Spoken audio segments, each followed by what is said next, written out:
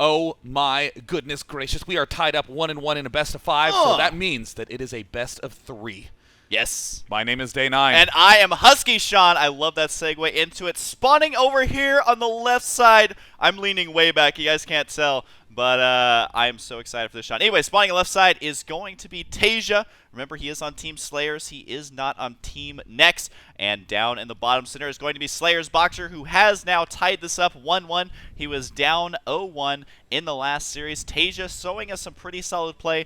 Boxer showing us some inventive ways of dealing with Marine Marauder in that last game. So I don't know what to expect here, Sean. I feel like this series could still go either way, as neither player is absolutely decimating, through this series so far. There's always that moment in gameplay when you have an extremely experienced player being watched by an inexperienced player. And you'll always hear a thing like, well, why doesn't he just get 50 Ravens and kill him with Hunter-Seeker missiles? Like one of those things. That's my favorite mono battle strategy, actually. Oh, God. The Raven mono battle. Yeah, always one a good of the strongest. one. Now, I will note, though, what is so cool about Boxer is that he pulls those strategies off. He knows how to get a quadrillion Ravens, 50 gorillion Ravens. I don't know how much a Brazilian Sean, why are you is. so smart, Sean? Well, I did study math.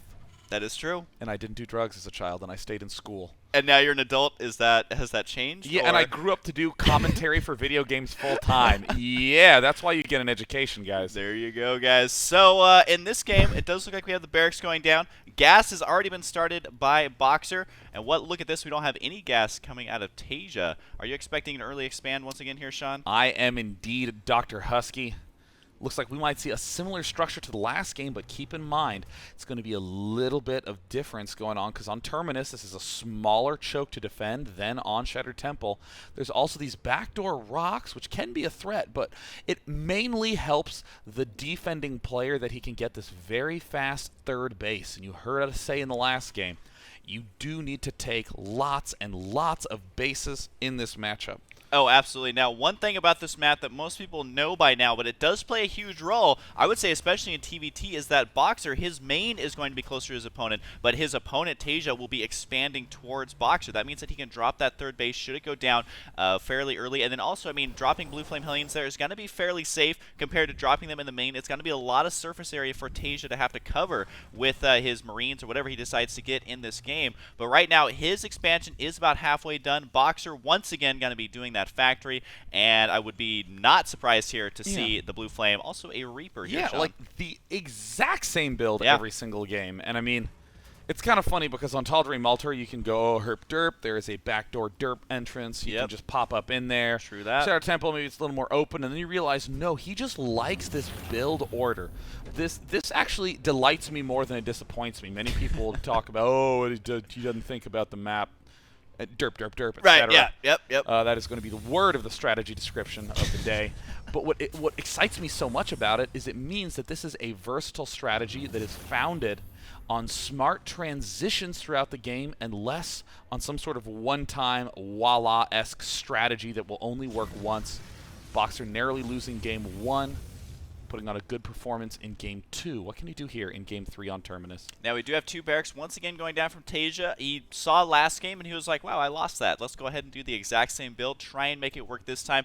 Not to say that the build is bad at all. It's just, again, Taeja's going to have to be aggressive here. He's going to have to worry about Hellions running by, and it's all about positioning. And this is the part that's tough, is using the Marines, the few Marines that you have to hold this off. And now we see a Hellion Reaper marching in, could snipe that Mule. That Mule is wasting time already. The Mule goes down. Sean, that is a lot of minerals that will never be mined. This will eventually, of course, get held off because Taeja, I don't think, is going to lose to the first two units. But look at that, Sean. He has to fly back home, pack his bags, and move back in with his mother. So this is not a good situation. The reverse early expand. I'm going to go from 2 base to 1 base.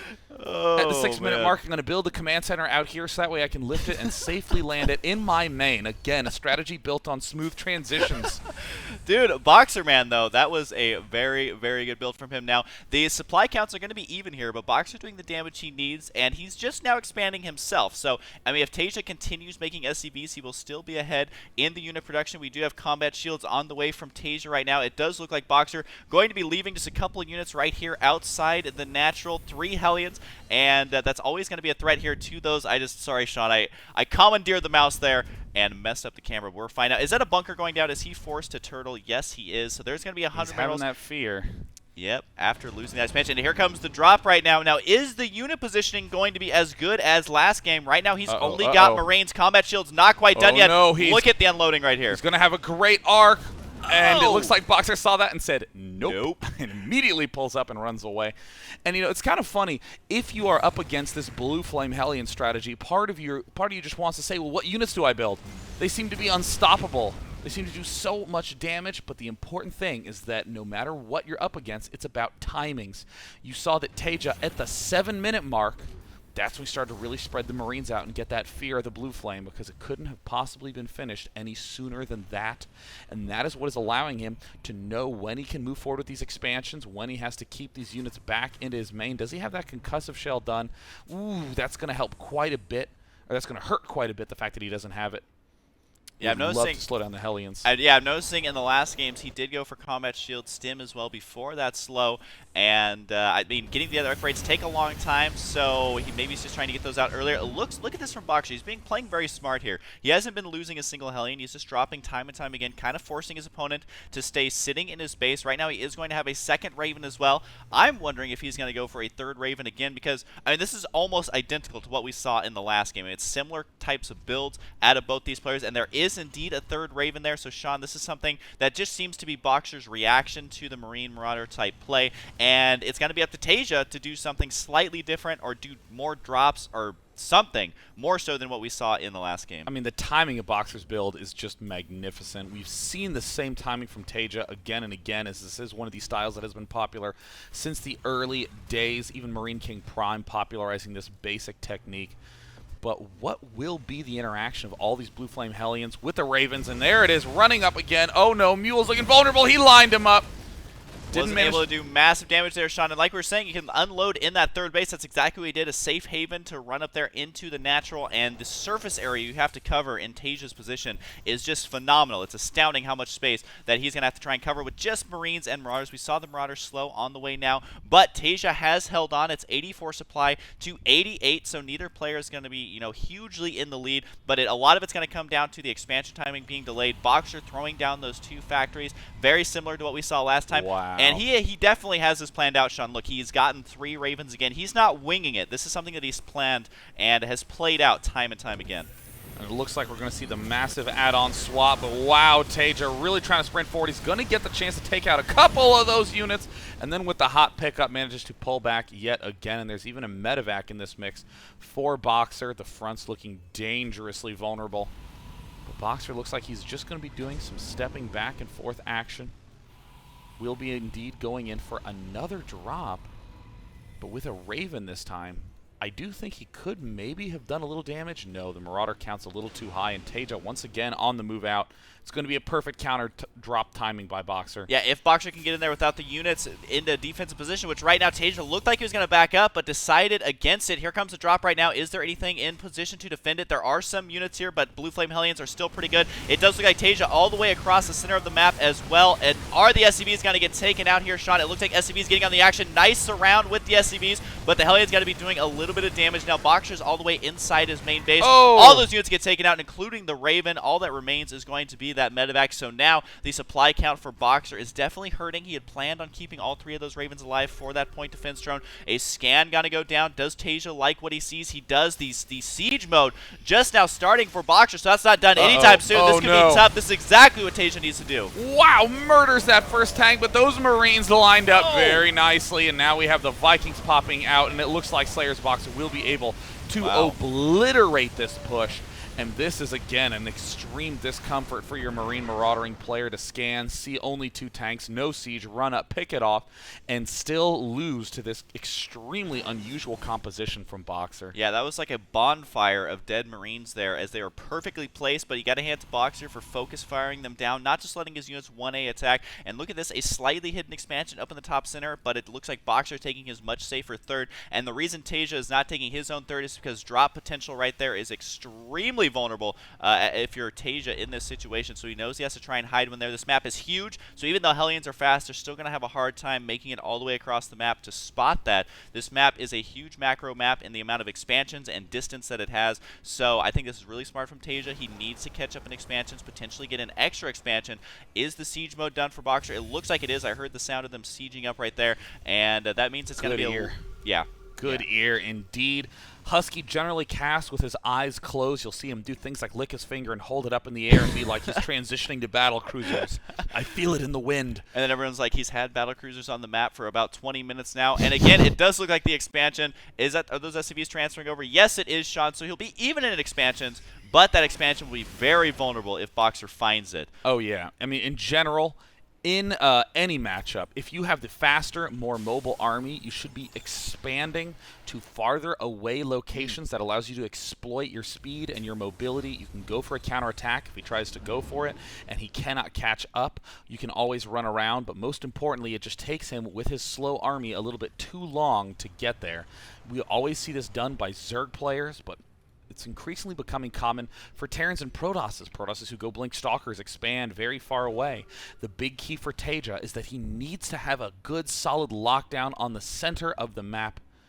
And that's exactly what we see in terms of that Watchtower placement, going for those drops, continuing to just churn units out of these 5 barracks. Now, Sean, I've been looking at the production tab. I see +1 attack on the way for Taeja, as well as siege mode. Do you think it's a wise choice for him to go for siege tanks now? Because, I mean, Boxer's going to outnumber him in the tanks almost no matter what happens. So are tanks going to be a viable transition here for Taeja? I mean, I definitely think the tanks are going to help. It's going to force the Hellions to be a little bit more cautious as they move out on the field. It will slow Boxer down. Boxer will, of course, win in those direct engagements with his stronger force, but that is not his goal with the siege tanks, to win the direct engagements. Taeja is just trying to delay and just build up as much muscle as he can now that he is having a little bit of a base lead. And trying to do some harassment here with the Hellions. That's going to get cleaned up. That is not a big deal. I mean, Boxer's at 178 supply to his opponent's 171, so both players to be in they're going to be in a pretty good spot. A potential drop over here. This is Marines and Marauders, not Hellions inside there. And I noticed Boxer, yeah, he's been throwing down a lot of missile turrets. I was looking at the production tab. He was producing 4 or 5 at a time, so he knows seemingly that the drops are going to be timed at around the 17-minute mark, and he is absolutely right. So both players is vying for position, but at this point, it's going to come down to unit composition and positioning, especially with those siege tanks. Can Taeja run in and get a nice concave to take those out? We saw last time what happens when you go against upgraded siege tanks of Boxer. Right now, Taeja does have his own +1/+1, and Boxer has the +1 on the tanks. Now, can Taeja buy enough time for his +2/+2 to finish? I don't know. The time is going to be ticking away here as Boxer is maxed out now. So is Taeja. So, Sean, this is anyone's game at this point. It depends how well the drops do, and I feel like we're going to see one major battle. But if Taeja can sit on these 2 additional expansions he's getting, he will be able to re-macro much quicker. But Boxer's getting the chance to walk into some great angles. It looks like Taeja going to sack a little bit of ground advantage and just allow Boxer to waltz up here. A little bit of an unusual decision. Would have thought he would be pincering with these units a little bit more early. And there's the sensor tower now finishing. Boxer knows what's coming. Will he have enough to be ready for it? Wow, a complete retreat by Boxer, and Taeja doesn't even have to engage. Yeah, Boxer just retreating to the center there, no reason, because those missile turrets they threw down, the timing of it was impeccable. And look at the scans. Boxer knows his army is out of position, because you got to remember, Taeja has about half his army on the left side. Now, it does look like Taeja going to be engaging this right here. The siege tanks, of course, not in siege mode quite yet. The point defense drone is forcing this back. Now, can Taeja get in position? His army is completely split in half here. This is not a comfortable position. Is he going to counterattack or do a full retreat all the way to the top center? Boxer realizing, oh, there's units down here as well, so he's got to come down here. Now, if Boxer gets surrounded, it could spell disaster for him, but so far these units are softened quite heavily. The medevac's not able to get a chance to heal them up, and even an army on the right side trying to lock stuff down, so Taeja is split up. His siege tanks are in siege mode, though, but it does look like Boxer will be able to plow through here. He does have the point defense drone absorbing a lot of that damage. These 3 tanks will get cleaned up. The supply counts are starting to favor Boxer quite heavily in these engagements. Taeja, I feel like he had a good idea, Sean, trying a Zerg surround. guess that's a way to put it. But his army just got so far separated, he was never able to engage. But he managed to hit it when he's unsieged. Boxer's going to run out of those point defense drones eventually, but right now the overall strength of Boxer's army is gigantic. But as we go to the unit counting station, we see the Hellion count is getting quite low. Only a couple Hellions on the field. Boxer going to use them to split off and obliterate this northern expansion, just waltzing right up into the main. Boxer right now in a tactically brilliant position, but it's not over yet. Taeja can possibly get into a great position, but oh my gosh, this is brutal. Yeah, losing these SCVs is not going to help out. Given this expansion has been mining for a while, it did buy him time to get his third expo. It looks like Boxer going to be taking a fourth base towards the center of the map. I'm thinking he's doing that simply because, well, his army is going to be slow with those siege tanks. He knows he can contain his opponent right now and safely expand to that location. I think it's a very smart choice. Upgrading that to a planetary fortress, Sean, which is really good against the Marine Marauder, because when the Marine Marauder run in there, at least the planetary can shoot it. Instead, if you're going up against siege tanks, the planetary fortress is not going to be able to shoot that far, and it's 189 supply. A small engagement down here. Can these Marauders take out a lot of tanks? Was able to focus fire there. That was really good focus firing from Taeja, but I mean, his army is starting to get smaller and smaller. He does have a small amount of units right here. He will be in range of that planetary, which will force Boxer to respond eventually. And look at this from Taeja. Got to be swinging around. These units are not sieged yet, but is it going to be enough? We do see that the tanks are isolated. He has to land the Vikings to get that extra bit of support, and it helps huge Taeja in very bad position. At the north, we see Blue Flame Hellions have managed to take down almost half the life of that single orbital command. This third base is really going to be one of the only successful mining operations for Taeja for the time being. But oh no, Boxer's tanks undefended again. Oh, Boxer loses all his tanks almost immediately, only has 2 out at the front of the field. And in that unit counting station, we see amazingly 6 total tanks for Boxer. Far fewer than he would have expected at this point in time, and Taeja is going to be able to chew into this expansion. You have to be so careful to keep the tank count high all game long. Anytime the tanks get isolated, you are running the risk of losing huge momentum. It does look like Boxer going to be dropping down here as well, but Taeja with a phenomenal siege tank placement there, a phenomenal move as well, is bombarding this, killing so many SCVs with that last shot there. He's going to be able to lock that down. He may be losing some of his own SCVs here. He does respond in time to deal with this. Boxer is focused more on keeping his expansion alive. The drop on the left side looks like it's going to be cleaned up here, no problem. It does force the full retreat right there. But at this point, Taeja, I would say, was behind, but now he is able, with perfect positioning, to be in an okay spot. His +3/+3 is nearly done, and his positioning's pretty good, but that is a lot of tanks from Boxer right here. Boxer's producing tanks 3 at a time in his main, has such great production capacity, but actually only has those 4 factories. Could definitely afford an additional 1 or even 2 if he manages that properly. Just slowly inching his way forward. Again, the direct engagement is not where Taeja wanted to get an advantage. He wants to try to isolate those tanks, get in a bad position, and amazingly enough, the orbital command does get lifted and is in retreat. Yeah, and he's trying to land it to the right side. Boxer should know what's going on if he was watching those Hellions at all. But that other planetary fortress does still remain. There's no mining SCVs right there. At this point, though, it's going to be 130 supply to 162. Boxer still having the unit advantage and was able to take another base up here. I believe this is his 5th base, as he was able to hold on to that 4th there. And it looks like there's still slight bombarding going on, only on the gas, so that's not going to be a huge deal unless Taeja, I mean, right now he's on 5 bases himself, but he's not mining very heavily at all. So that's going to have to be one of his focuses here, is making a lot of workers to get caught back up. But Boxer's +3 siege mode has begun on the upgrades tab. You can see they're +3, and he has pushed this back. The expansion has been held, and Boxer, even after losing those units, was able to regain a little bit of center map control. And now, Sean, we're starting to see kind of the classic TvT, where a lot of siege tank positioning is playing a huge role here. Yeah, but you can never understate how fragile of a situation this can be. I mean, Boxer looked like he was just going to 1A his way to victory. Right. He was looking like Protoss there for a second. Husky. Nice. Got him. Pow. Shapow. But of course,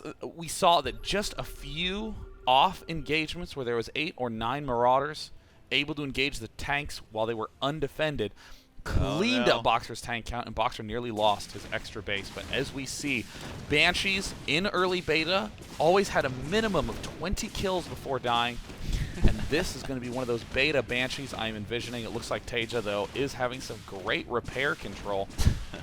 Yeah, I mean, what else can Taeja do at this point? Those SCVs are probably set to auto repair. Yes, he did, just to keep them alive as long as possible. He's obviously these SCVs aren't going to kill this Banshee until they can get some missile turrets going. But at this point, I mean, the army is so slow to get up there that he may just end up losing this expansion. This is so smart from Boxer, utilizing the late game Banshee. I mean, Sean, we're at 26 minutes into the game and he randomly gets one Banshee. It's not so random though, because he's seeing exactly what's going on here. This SCV looks like he will be able to survive here. Boxer completely forgetting about this Banshee. So Taeja did have good control there. These Hellions were able to lock down that expansion, but here comes a terrifying push from Boxer. Yes. Can he get this killed in time, though? I mean, look what's headed his way. Screw guerrilla tactics. Let's just box a bunch of tanks, and auto repair is not going to be particularly effective anymore. But here comes this second follow-up engagement. We see another drop by Taeja on the right side, but Planetary Fortress is mighty good at killing anything that has range less than 6. Taeja now pulling back to the left side. The front is defended by Vikings that, of course, are at a rave party. But the options for Taeja are starting to run thin. He essentially just has one mining expansion, and Boxer might win by starvation. Yeah, absolutely. And look at this, Taeja forced to back out there. He can't wait for those tanks to unsiege. It's going to take way too long. Or is he going to decide to do that? I'm really curious to see what happens, because those units in the top left are in a weird position there, as they're just kind of forced up there. Taeja trying to see if they're unsieged yet. He is going to drop there to do splash damage, able to take out 1 or 2 tanks, it looks like, but it's still not going to be enough to kill all those siege tanks. I think Boxer's just going to leave these for dead and just focus more on other things, as at this point he has the economy to be able to do just that. I wouldn't be surprised to see him throw down a lot of production facilities. I saw him making about 6 Vikings at a time, Sean. He's definitely vying for air supremacy right here. And there we see the upgrades on the air. It may very well be a transition to them battle cruisers, one of the most awesome units ever invented by Blizzard. Thank you so much for that contribution to the gaming societies of the world. More Vikings now popping out for Taeja, but as we can see, the Viking count just 2 higher for Boxer right now, but that will be enough to let this Banshee deflect this entire push.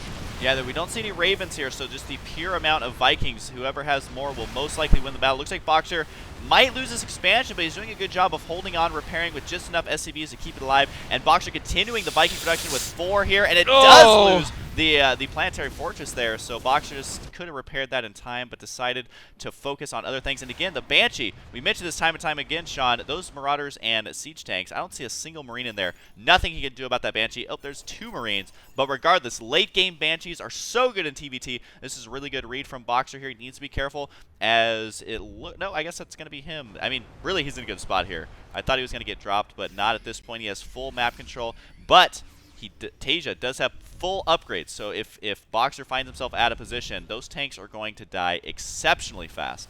I mean, just a whopping 26 damage per shot on those Marauders. The tanks now matching Boxer's almost. Boxer did just finish that +3 upgrade. We see the siege tanks in a great position, just hanging out up on top. Just going to have another army here guarding a ramp. Looks like we see Taeja continuing to try to be sneaky with his hidden orbital command and never give up, never surrender mode. Taeja is in a very kind of scary position, as we see. You know, this is pretty extreme right there, how close it is to that line.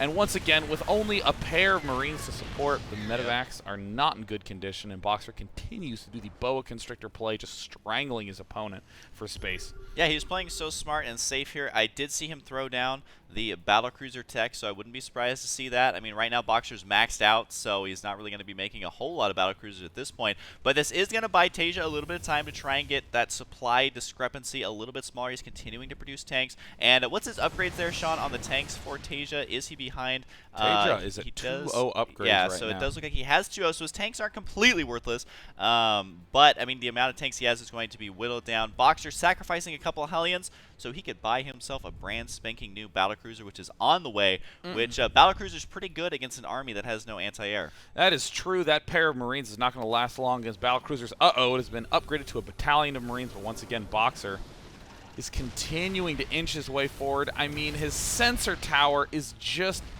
nuzzling the edge of this orbital command, just in range to spot it. We see a single Marine here on the right side, but again, Taeja is looking very, very thin. Boxer is correct to go into total passivity mode, just gently denying these expansions. He has more Vikings, more of everything at this point in time, and what can Taeja do but hope for a big unfortunate final engagement, but with the amount that Boxer is keeping siege, I don't think it'll ever happen. Oh yeah, especially that +3 attack. If he engages it at all without it, without them being on siege, then he is just gonna melt away immediately. He is able to get a couple free kills here, but this is just honestly freeing up supply for more battle cruisers. And just looking at the units tab here, Sean, it looks like it's 8 Vikings to 11. So Boxer will be able to not only kill the Vikings of his opponent, but of course he has the battle cruisers to assist in those battles as well. So at this point, I can't imagine Boxer being in a much better spot. I mean, he has full map control. Right now, Taeja is not mining anywhere. Boxer is taking random expansions at this point because he can. And the expansion on the right side for Taeja, I mean, there's no way he can mine here. So Taeja is out of money. It's now or never. He's got to be running in here. The siege tanks in a pretty good spot for these Marauders to take out. He will focus him down. There's not going to be many Marines here left. So was able to do that. The battle cruisers will be here fairly soon. The expansion may get taken out as well, but it's still 176 supply to 140. Boxer is mining while Taeja is not. So Taeja, though, is going to try and do a mad sprint here to do as much damage as possible. Suddenly, the tides have turned. A single battlecruiser stepping into the fray right now. This will be the big key for Boxer, but still note how the map looks suddenly different. We see that this blue center suddenly looking much weaker. Taeja having a remarkably high Viking count of his own, up at 10, but 10 is less than 14. There's almost that math degree, always. That is coming into play. Yeah, here, but look at the amount of not the amount of Boxers, the amount of battle cruisers he has right here. He does have 3 right now. Has stopped production of those. They are very costly though. Boxer surprisingly low on gas, but look at this, Sean. He just quadruple expanded, I think. He's got a lot of bases going up on the right side. He can easily afford to do this, just transfer over any idle SCVs, and at this point, Taeja is still not mining. I'm afraid to look at the income tab. It is 800 to 2,400. Wow, Taeja. Well, that is why right there. Well, look at those mule counts. Wow, you don't have to be scared at all. I actually think you'll be pleasantly surprised to find out that Taeja is totally loaded. Taeja now trying to step forward. It's all going to come down to these battle cruisers, and it looks like Taeja has a huge amount of ground units, none of which can shoot up. The battlecruiser lulzing. Yeah. The Viking count evaporates for Taeja. And it looks like Boxer is in good condition. Oh, absolutely, Sean. You hardly ever see battlecruisers, but in a situation like this, we find Terran players using them more and more. There was a scan going down to just see how many mules are there. So Boxer just has to hold off here. His battlecruisers are fairly slow. Right now, he has no units here. The supply counts are surprisingly even. Now, can Taeja kill the production facilities before the battlecruisers catch up here? Some Hellions are going to be moving up there for Boxer to be able to take out those units in the center. But right now, the battlecruisers, again, are pretty good. But Marauders stimming around all over the base. Can Taeja somehow hold off here? This is a pretty interesting position, Sean. Oh, but Boxer, who kept that army up at the ramp, now pulling it all the way down, shutting off the 4th expansion from Taeja. Taeja doing that expand million times build that Boxer was trying, but it doesn't look nearly as good when you cannot shoot up. All the supply depots are falling. Boxer still at a whopping 155, and there's the winky face, GG.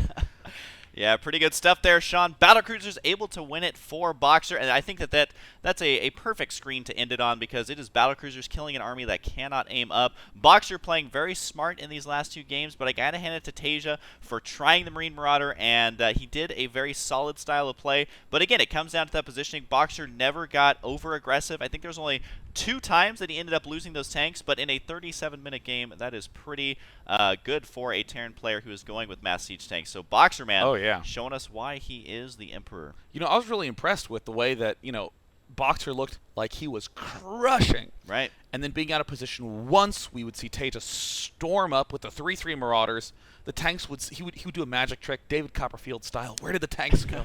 They have evaporated there, Sean. So it is now 2-1 in Boxer's favor, but don't count Taeja out quite yet. Of course, he knows Boxer's playstyle very well, being on the same team. So, Sean, I'm ready to go into the next game, game number 4. Game number 4 here. So we'll see if it goes to an ace match or if this is going to be finished 3-1 in Boxer's favor. So we will see you guys next time in game number 4.